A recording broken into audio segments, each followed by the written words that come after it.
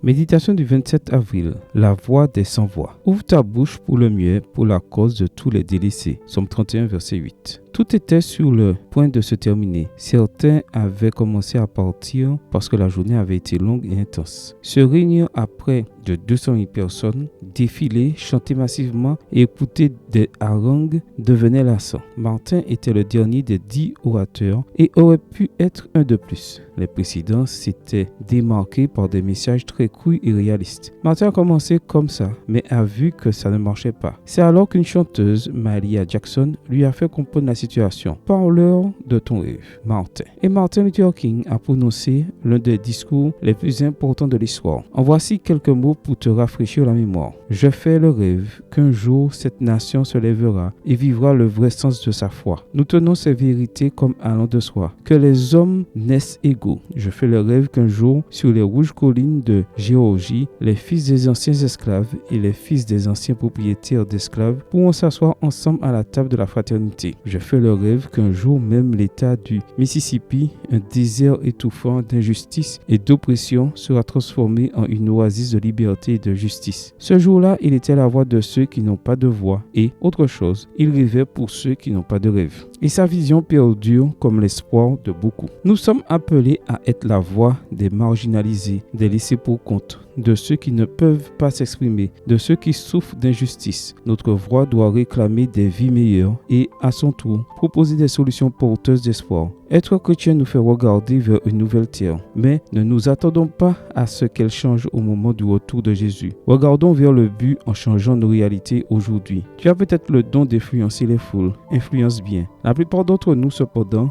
vivent dans de petits espaces et n'ont d'influence que sur leurs proches. Donnons-leur quand même de l'espoir. Rappelle-toi que la plus grande révolution de l'histoire a commencé dans une humble maison avec un couple marié et un petit enfant. Et bientôt, un groupe de bergers est arrivé avec ses moutons. Donner une voix à ceux qui n'en ont pas. Martin Luther King lui-même a dit quelque chose qui devrait nous faire réfléchir. Ce qui m'effraie, ce n'est pas l'oppression des méchants, c'est l'indifférence des bons. Amen. Bonne journée à toi et que le Seigneur te bénisse.